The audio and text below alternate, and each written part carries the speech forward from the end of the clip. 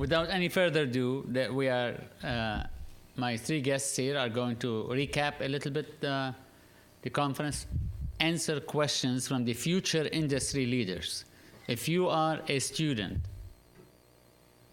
current, former, or planning to be a student in the magazine program, your ticket to enter the program or to pass the program is ask a question about the industry from those leaders.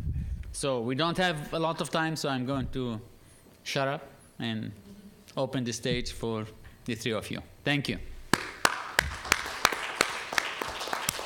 Oh, by the way, for the camera's sake, just in case, the folks on the panel from my extreme right, Lisa Scott, John Harrington, and Bo Sachs to my closest left. He wasn't hired for his left and rightness. There's only one right. Your way. True. Thank you. It's on tape, Bo. That's what sarcasm is all about. If I wrote that, it wouldn't work. Yeah. Well, I'll start because this will be the last time I'll be able to say anything with you two sitting next to me also. But as Samir has said several times, I have given up my sleep and used print to put together my notes of the conference so far. And I have to say that just a few general comments. Number one, the diversity and the opinions and the orientation, the usability, the inspiration have been all over the place. No one person, I think, of all the presenters personified, this is it, this is the answer, this is where we should be going, this is what you should keep in mind. I think what the experience has yet again proved is that it's a celebration of all these different things. Did I really want to know about a lot of the detail on advertising in terms of my world? I'm interested, but Sitting there, I took a ton of notes. It was fascinating. I loved it. And it spreads my horizons that much further. And I think that's the beauty of all of it. It's not that there's going to be a test and you need to know these 10 things. Because, in fact, people disagreed with each other when I started taking notes. Print is the mothership. Print isn't the mothership. It's the superliner. They're all right. The point is, it's going to be a different answer for every single person in each part of the business. But I have to say that today, with the former students, all 4 of them that were speaking, to me was the best. Because it was not a bunch of old people telling you the way it was, the way they hope it'll be, and all of that, or anybody trying to sell you anything. It was people who viscerally had the passion, who loved it, and I think, as Alex said, because I had my little, not laptop, which is over there, but my little notebook that I was working on, how to adapt when everything goes to hell. The point is that everybody has. Nobody can work their plan out from the beginning and say this is how it's going to be down the line. So again, my takeaway is I feel invigorated. I feel that everybody is getting something out of it and that there isn't one answer. But looking at the leaders of tomorrow, hey, we're going to be in better shape, I think, in 20 years than we are now. Well, I'd first of all just say that, again, as I said at the beginning of the presentation 2 days ago, the students are what I find most exciting and memorable, and why you keep coming back here. And in terms of trying to sum up what I've learned or will come away with, I'm going to save that for a little while until I write about this for my newsletter, which is email delivered but in a PDF format and is profitable. I wish it were more profitable, but it still is profitable. And so I'm going to actually, just briefly wanted to state something of how I feel or where I think the business is going. And I'm not going to be definitive because I think anybody would be foolish who's totally definitive about it. But at the end of last night, while the hotel people were trying to clean up the room, Bob and I and a half dozen other people were continuing a conversation, a discussion, a very active discussion, again, about the future. And somebody who's here in the audience said that, the so-called digital replica editions, which everybody talked about as being the future of magazine publishing only 4 years ago when the iPad was introduced, have not really developed. They haven't become what we expected them to. And Bob, I may misquote him, but he'll correct me, I'm sure, in a few moments, said that's because give them more time. They are going to be developed. They are going to become a major format. They are finding their way, and they will have a lot of impact. And I think Bob's right, but they will not be, in my feeling is, they will not be really digital replica editions of magazines. They will be whole new forms of media, formats of media. They will be something different. What I like to go back to, and I do this, I've come up with, I hammer this theme, I hammer this issue, this point a lot, figuring that people who read my newsletter after a month or so have forgot what I said a month before, and I can repeat it again, is that the digital transformation of magazines, or the things that will become the digital children of magazines, we're in the stage like when television became the primary, or really burst on the scene and became part of every American household, meaning in the period right after World War II and into the 50s. And the early program of television, for those who can remember, probably very few of us can, so I can say whatever I feel like, was essentially radio with pictures. It was quiz shows, it was soap operas, and things like that, and news shows that suddenly they had pictures, voices with pictures that had been, many of them were the same programs, Amos and Andy and all of the soap operas that were on radio became TV shows and amusement shows and Jack Benny shows and Arthur Godfrey, and they just put a camera on them, and now you saw the people talking. But eventually, it became even more powerful. It became all a format unto its own, and radio was transformed as well to become a major media format, but very different from the media format it was in the 30s and the 40s. And that's what's going to happen to the magazine business, in the term of the print business of magazines, while the digital part of magazine media will become formats that are unique in their own way. And while they may compete a little, they actually will complement one another. And I think the transformation process for the magazine publishers, and especially, is that they will find the things and really do the things that the magazine print format can do that no other formats are able to do. They will do them well, and they will rebound to some extent. The newsstand is never going to be what it was 5 years ago in terms of the volume that it drove, but it's not going to. It's going to flatten, and it's going to grow, and it's going to recapture some of that business. It's going to be very different.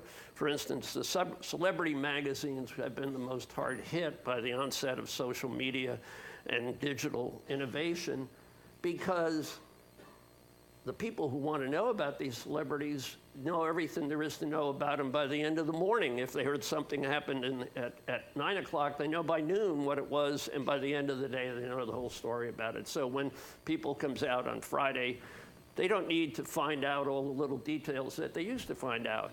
But eventually, they'll find a format in which they provide a unique perspective on those events that daily social media, with its lack of depth, does not provide. And they will recover to some extent, not all of them, but most magazines and magazine formats will. And I think that is why there's going to be a secure, profitable future for print format, as well as for magazine media and its other formats.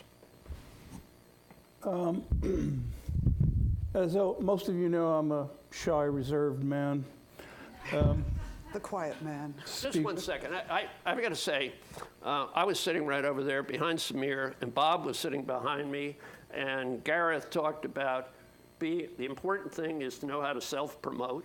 And I turned to Bob and I said, I feel like I'm a sandwich in between the two best self-promoters that I know. Which is something you should all pay attention to. Clearly, self-promotion can work if it's done well. And then, the point of that is that anything done well will work. Print will definitely work if it's done well. There's a greater emphasis right now to make better print than we used to because it's under attack. And I'll get back to that. Lisa made an excellent point about the diversity of the information that we heard in the last few days. And I make every effort to go to as many conferences as I can. And close your ears, Samir. I don't know everything, but I know I need to know as much as I can. I don't need to know the molecular level of how programmatic advertising works. But for my career and your career, you need to at least hear the vocabulary. You want to walk into a room, whatever it is, whatever your career is, and have a small gem in the back of your head how programmatic advertising works, how distribution works. You do not need to be a specialist in everything, but it's very helpful to be a generalist. When you're a generalist, you have a strong foundation to take your career anywhere and have an interesting and active dialogue with any person at any level of the industry. Wherever you find yourselves, in whatever job you're in, know what the person before you does, and know what the person does with your work after you're done with it. Understand the complete chain. Makes you a valuable employee and a noticeable employee in any corporation, and that's what you want to do. You want to be a noticeable employee. So Lisa's absolutely right. And what do you get in this conference? You get the Olympians of Michael Clinton explaining how things work up in the clouds when you have an unlimited amount of funds. And then we heard from the middle ground publishers who are scrappier, more entrepreneurial than the Olympians, but making a great profit in a different way, with a different methodology. To John's point about the newsstand, he's far more optimistic than I am. And we've all made it clear that print is not going to go away, but it is diminishing. No, I do not think we're anywhere near the basement on where newsstand sales will eventually fall, but it will achieve a level of sustainability and profitability. What's the number? Is it $12 billion in newsstand sales? Is it $19 billion? Is it $5 billion? It doesn't really matter. All that matters is how you're doing in that particular segment of the industry. If there's $5 billion to have, you only need a piece of it to be incredibly successful. So don't let the numbers of what's happening on a newsstand or digital or anyplace else. You need to be the best in the position that you're in, and if that's the case, the cream will rise to the top and you'll get your fair share of the economy. To follow up on what you said, and I know John pointed this out in your presentation, this whole question of siloing, because siloing is the opposite of the generalist. And in a lot of companies, once you come in the door in one job, you end up locked into your silo, no matter how talented you are. So it's either break out of it or move on to another company and then eventually come back around again. And I'll be very sort of contrarian here to my own job and my own expertise. Newsstand is a silo, not only within companies, where it's in audience development, but it's its own little section. And very few companies will take a really great newsstand person and work with them and let them be taught more by others and eventually contribute on another level. But newsstand looks at itself as a silo, because ultimately it really is about content and consumers, which was pointed out many times here. And newsstand is one way. It's content through the publishers to retailers in generally a physical way, although a percentage now in digital single issues, to the consumer.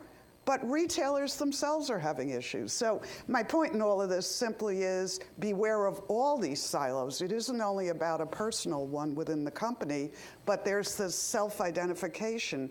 And I think, again, I'll point to Alex today because Prezi is so good at showing you all these elements. She redefined herself in 7 ways on each of those little business cards. And any one of those could have been a silo within a company, but it wasn't, because she came out of that. And it's that open thinking and willingness to embrace. And again, on the newsstand side, we tend to be locked into a way of doing things which has its reasons, and it's mostly financial in terms of where the money is invested. But it's an unfortunate thing, because I still think it'll take the next generation to break out of that, because you're not bringing the baggage, in a sense, with you. In most cases, conformity is stagnation. And even if, as Lisa says, you get stuck into a particular job, and of course you must excel at that job, that doesn't prohibit you as an inquisitive employee to learn every part about the business. You may be stuck in a silo. That doesn't stop your mind from working and thinking and exploring.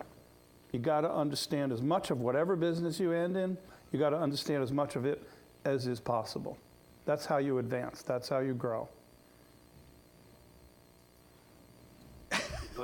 Questions? Okay, questions? Can I ask a question of Sure. the students, just to get it rolling? Which of the presenters spoke to you that you felt you had takeaway? Self-promoter. Yeah. Bob Sachs. You can pay her later, okay? How are ways? Where's my wife? Raise your hand, Eileen. Ways one can brand themselves. The little things and the big things without going overboard. The question is, how can someone brand him or herself without going overboard? Thank you. That's a perfect question, and I will answer it, but I want to preface it. Earlier yesterday, I gave 2 people a promotion, Chloe and Jared, a lifelong promotion. Probably I'm the only one with the authority to do so in this room. I appointed Chloe as the president and chief executive of Chloe Enterprises. And I wanted her to think about that, and as she moves through life and her career, that she should brand herself, present herself intellectually as the president and CEO of Chloe Enterprises. I offer you all the same promotion. When you're into a company, when you're doing what you're doing, I forgot who said it here today, you have to do the best you can to work in that company. But you're also always promoting your brand. Your brand is critical to your career. And the editor of Veranda suggested, he was asked the question, he said, I don't brand myself, but I suggest that he does, but he did it unknowingly. He was in a thrust for excellence. And everything he did, and he didn't have to be part of the club of whatever the topic was, but he created excellence. His brand was producing excellence. And that's what you all have to do. You have to be excellent at what you do and always be looking for the next job. And you'll do so by having an identifiable brand. Chloe Enterprises, Jared Enterprises, whatever it is. You represent that company for the rest of the time that you work. Your company. But here in Mississippi, we have this southern saying that says, if it ain't true, it ain't bragging. I think I said that more elegantly. I have to work on those students for the rest of the semester. I mean, de-brainwash them. That's right. Now you're teaching a room full of presidents. How does that feel? Yes. Can I follow up on that too? Because again, we all love being here with the students.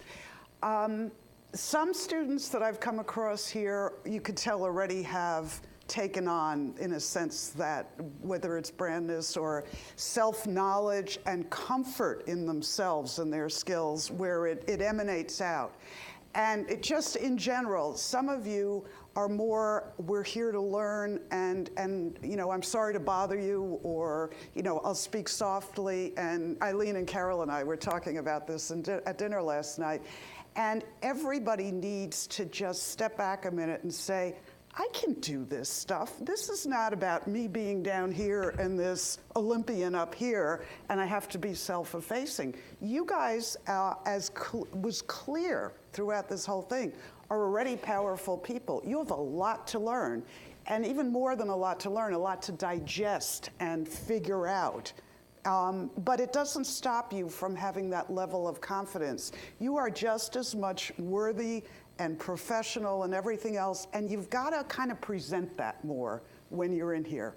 You almost have to leave the, I just got out of my dorm room and I'll pull on a t-shirt and shorts and leave that in the room for 2 hours and come in here and you know what, maybe one of us will offer you a job or something. So come across as professional because you make your own future that way. People want to be with winners, and that includes the people that'll hire you. They want that strong team member.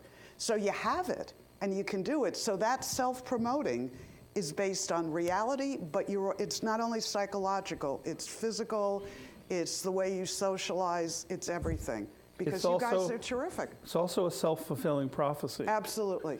If you start to project your brand, you start to believe in your brand, then you project your brand even better. And then when you project your brand even better, you believe in it more. Samir and I are a great example. We are self-admitted self-promoters, and we do it well. There is expertise behind our promotion, and if there wasn't, we'd be known as frauds, because self-promotion without a foundation can only take you so far. But neither of us are fraudulent. We're quite expert in what we know. Some of us are righter than others, but, but we are experts in our field, and we feel comfortable to self-promote that. And but the big difference between Bo and I have a trademark on my brand. His is not trademarked. Samir, as long as you brought that up. First of all, as I said a couple of years ago down here,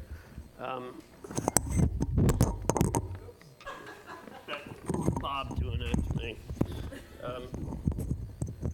First of all, I always ignore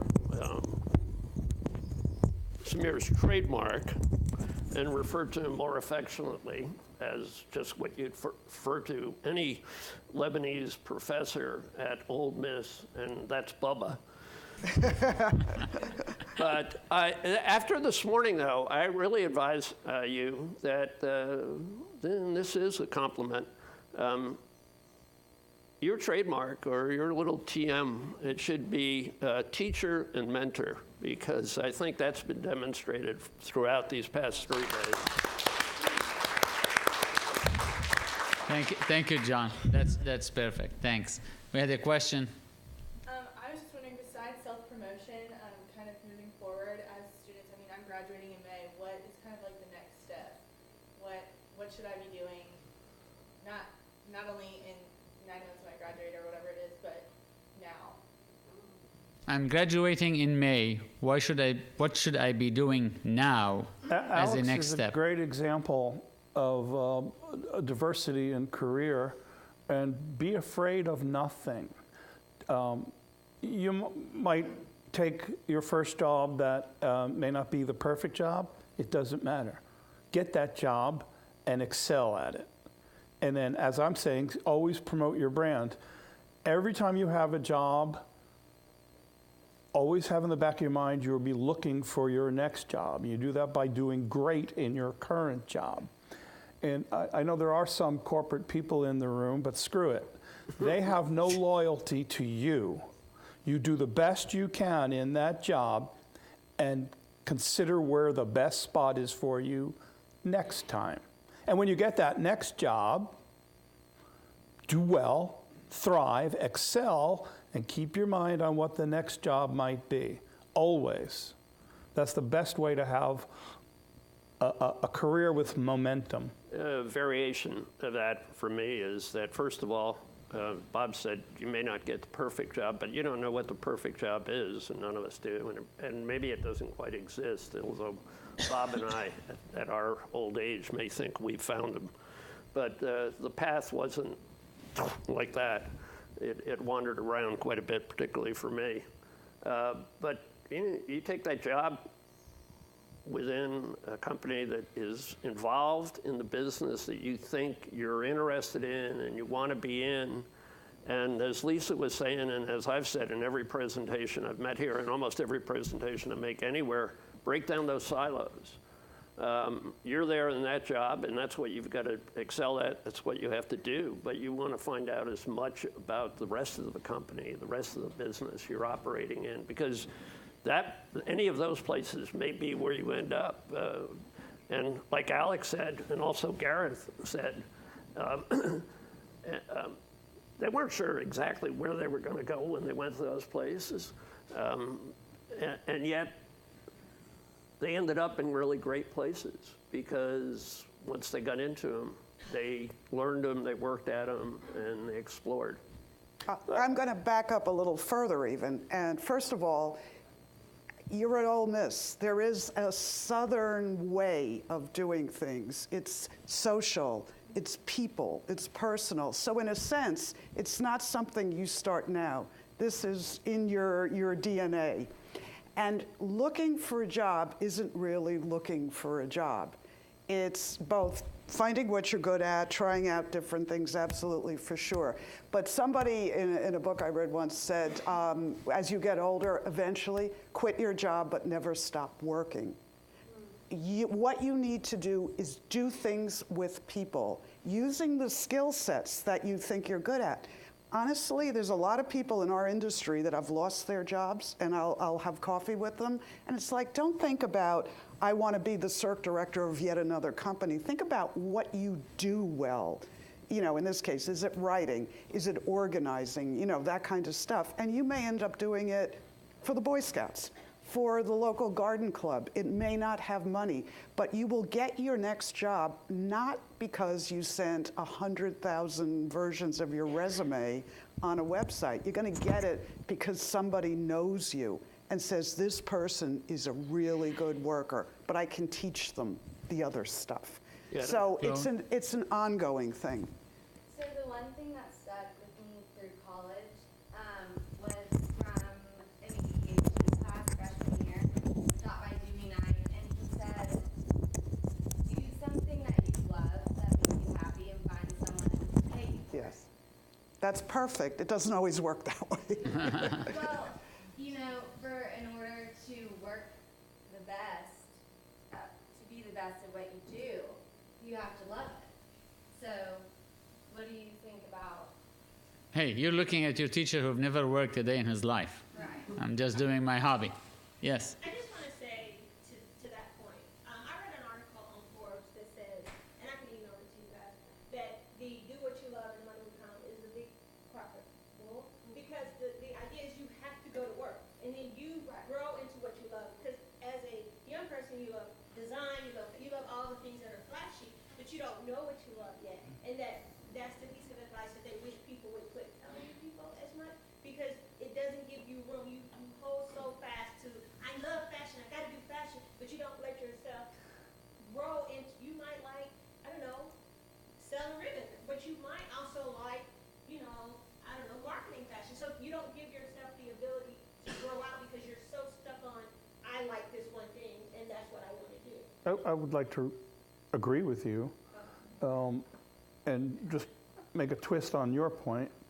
I've always loved publishing. I've been a publisher since I'm 19, and I've had various positions. I've always loved the industry.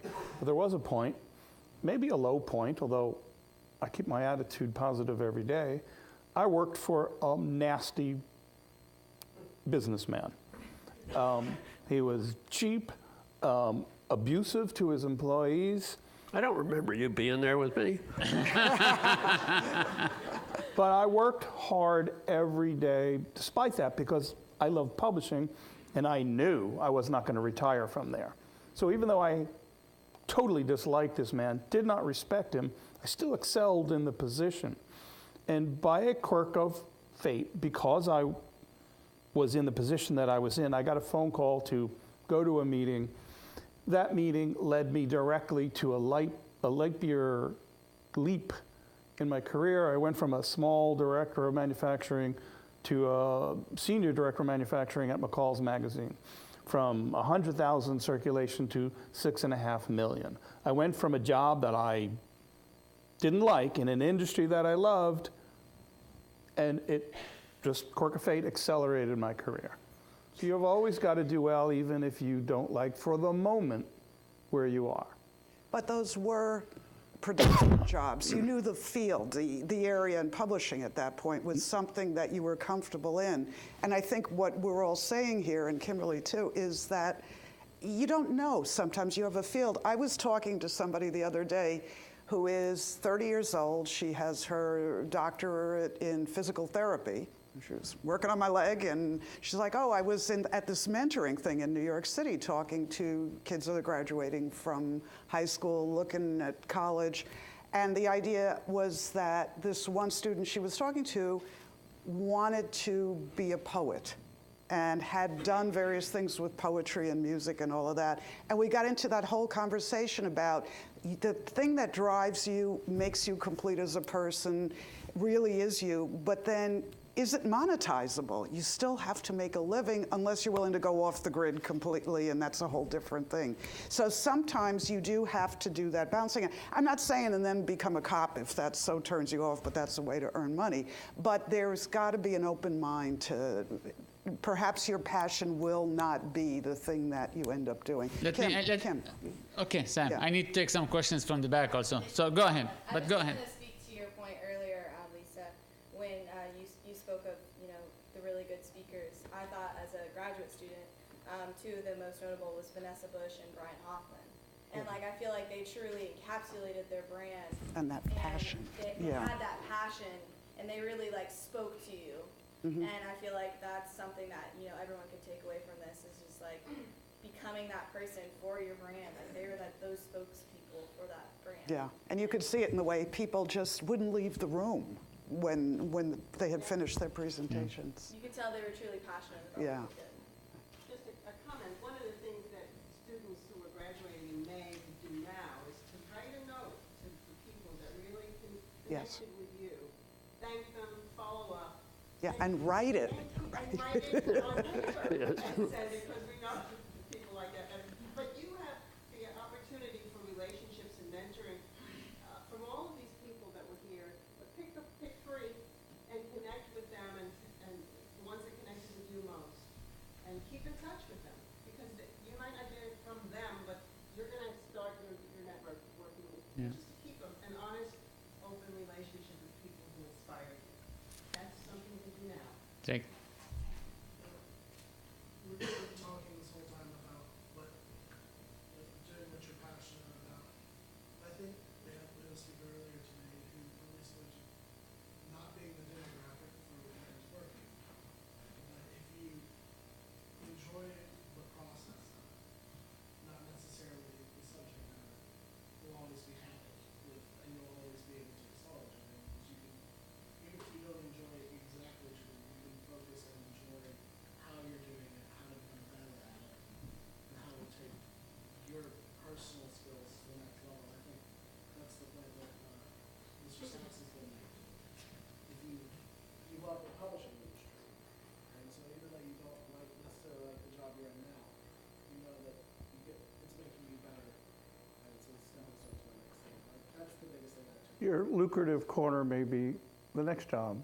Right. Maybe you'll have the mentor that you should have had in this job. And as John said, it's a rocky road, and there are left turns and right turns, and keeping the road analogy, and there's peaks and there's valleys. But the funny thing is, when you get to where we are, and you quickly turn around to look at that road, it's a straight line. Yeah. I want to add that other component still about if you're good at writing, don't only think that I'm going to get a job, at a newspaper or magazine as a writer. Think about, in my spare time, maybe I can do some writing for a local charity. Maybe there's some community organization. And sometimes that next job will not come from your old job, but will come from the people that you provided a service to. And that allowed you to grow. I turn out now, and it took me, I wouldn't even say how many years to figure out what I'm good at. Because when you look back at who I was in school, I didn't enjoy getting up in front of a room. Now I moderate political debates and, do the conference thing and, wing it on everything. It's amazing what 10 years after graduation will do to you. Yeah, isn't it? That's nice. But it's not something that I knew when I was 22. It takes you a long time sometimes, but you start realizing exactly your point too. It's the stress is relieved. It's because it's something that feels so natural, but you may not have let it go when you were younger because you were always the good worker doing your thing. So it's going to happen tomorrow. It's a journey, and you wrote an analogy too. The point is, do it all, but do some of it for money, do some of it as good deeds, do some of it socially. It all comes back to reward you, and you will feel better in the process too, and you'll contribute more. But if there's, and this isn't as much the career advice of moving along and stuff, but I come back again to this issue of the silos. If you land in the media business and the publishing magazine media business and you progress through it, it's not as rigid as it once was, but there still is going to be a force that will kind of attempt to drive you into those silos, and you got to resist them all the time.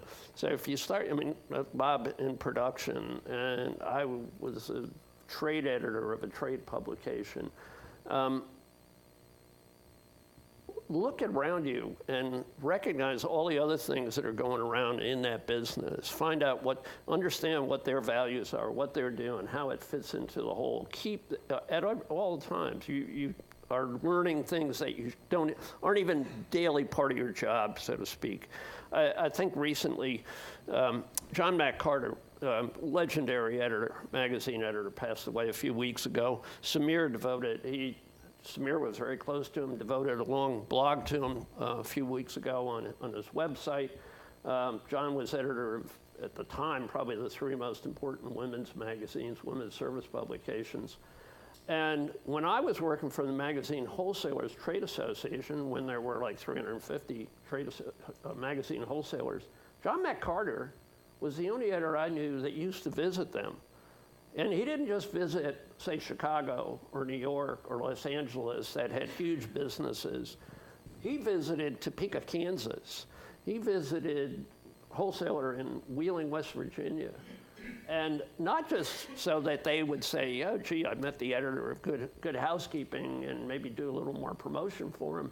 But he went in and he found out what their functions was, how the magazine arrived in the warehouse, how it got put on the trucks, how it got delivered to retailers, how it got serviced there, and in a few instances where they didn't sell, how they were brought back to the warehouse was returns. He understood the totality of the business. And I'm sure he did the same thing with the advertising, with the production departments and the whole thing. And probably the single most notable editor, one of them of our times. There's so many great ones, I wouldn't want to do that. But he was really a remarkable person, partly because, yes, he was always an editor, but he knew all the parts of the business.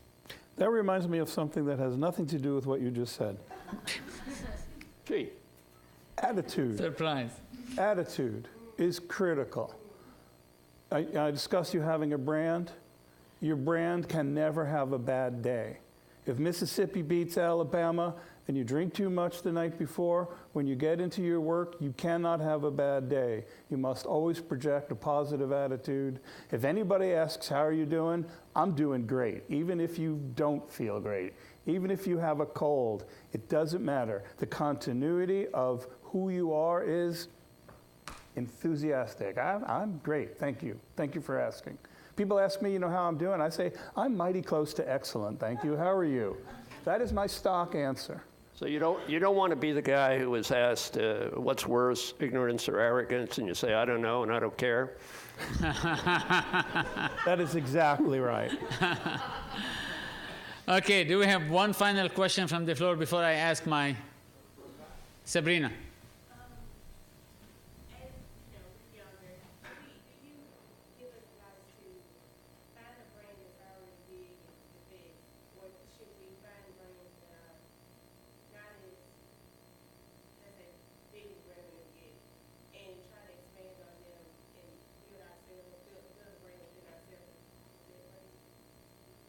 the question was, should you find a brand and fit into it and expand on it, or should you build a brand from within? Are you talking about it as a potential job, or are you taking off on what personal. Bob said about your personal brand? Both. Okay. Well, I'll speak on my Yeah. part, and Lisa can pick up on the other part. Authenticity of your personal brand is critical. You don't want to fake being something you aren't and something that you can't be consistent at. So consistency and authenticity is critical. But you'll know it. Once you start seeking for your brand, you'll recognize it, and it's within you. And in terms of the external brands, places you might work or be affiliated with, the answer is all of the above. Again, I'll just point to Alex because it was graphically very clear, who was at a big, I mean, a Gannett newspaper, even though it was a small newspaper, was a major national company. Parade was, and still is, new owner, but something major. But then going to the Alabama, right, which is not small, but is smaller. You need everything. You need to keep all your options open because sadly, I worked for Hearst for 24 years. And, it was great, but it wasn't great because I was in a silo in a lot of ways. Then I come to a small trade association, and I've had the most fun in a different way, but also the most fun in the last dozen years or so at that. You don't know. The point is you keep your options open and take the job that seems the closer fit, and you can change again because that is the way it works these days. You'll change. I'd like to just comment a little bit on the use of the terms brand. I'd refer everybody to the thing that you can go back and look up very quickly today on wwd.com. It's the website of Women's Wear Daily, but they have a media section in there. And there's an interview this morning with, speaking of legendary editors, David Remnick, the editor of what is, I will just say flatly, the best magazine in the world. And The New Yorker. yeah. Well, you didn't say. I did. I said he was the editor of the New Yorker. Anyway, he was asked about promoting the brand, and he said, I'm a little uncomfortable with that term, in that it kind of commoditizes something that I feel is not a commodity, meaning magazines and what they do and the media that they fit into. So, I mean, yes, understand it, but he said, we just feel very comfortable and proud of what we do. Yes, we promote it. Yes, we are proud of it. Yes, we make every effort to keep it in the forefront. And I'm not saying don't use that term and don't think of it at all, but it's still just who you are and what you do and how well you do it and just how proud of that. It doesn't have to be put in, you don't always have to think of it in certain terms. And I'm not denigrating that whole use of the term brand. I used it half a dozen times, maybe two half dozen, is that 12, during my presentation the other day. But I thought it was interesting reading that this morning. Okay, here's my final question for the panelists because we are wrapping up. I mean, the train is almost at the end of the station. Your last few words of wisdom based on this Act 5 experience, not only to the students, but to the industry leaders who are also here and who will be listening to you on video. No pressure. Live long and prosper. Follow your bliss. All right, I'm going to divert a little bit and hope I don't take too much time. But I was a little miffed the other day. Was it yesterday morning or the first morning of Billy Morris, who was great and did a wonderful presentation, but he got up and told a joke about Texans. In fact, that's actually a joke about three Irish brothers emigrating to the United States, and I didn't like seeing being Irish and still having a family over in Ireland. I didn't like seeing it translated on the Texans. So I have to tell you an Irish story. And about 10 years ago, I went to Distra Press Conference. That's the International Distribution Conference of Publishers in Dublin, Ireland. And the keynote speaker told a little story, very short story. And he said, at the outset of World War II, while England was being bombarded by the Germans, an Irishman was listening to Winston Churchill giving one of his morale-boosting speeches. And when Churchill said, the situation here is serious but not hopeless, the Irishman thought to himself, serious, not hopeless. Now, isn't that a funny thing? Because here, the situation is hopeless but not serious. And I think sometimes you come out of conferences in the publishing business, I'm known sometimes as Dr. Doom, and that's the way you have to look at it. You can change it. It can be done, and it's not hopeless really either. But I'll tell you, it's absolutely not. This is the most exciting time to be in media ever. I'll include Gutenberg and the invention of the telegraph and TV. All of those pale by the opportunity that's in front of you today. It's endless. And we're not even constrained by geography. You can do something and have a global audience. There's nothing that you cannot accomplish. If you don't accomplish it, the person sitting next to you will. Don't take no for an answer. Go out there and invent something, get into another corporation and then invent something. The future is yours. The truth is you just have to go out and take it. That would be my best advice for you. Don't say no to any negativity. Move forward. It's all possible. There's nothing now in media that you cannot accomplish. And I want to ask Samir. So Samir, what keeps you up at night? My students. No, I mean, it's like, to me, I mean, the best thing I've learned in this experience came from John a few minutes ago, that Mr. Magazine TM, the TM stands for teacher and mentor. I don't think this is priceless. Yeah. So thank you all. Thank you for the speakers. Thank you for the board members. Thank you for the students. As I dismiss every class, you may go in peace or pieces as you wish. See you next year.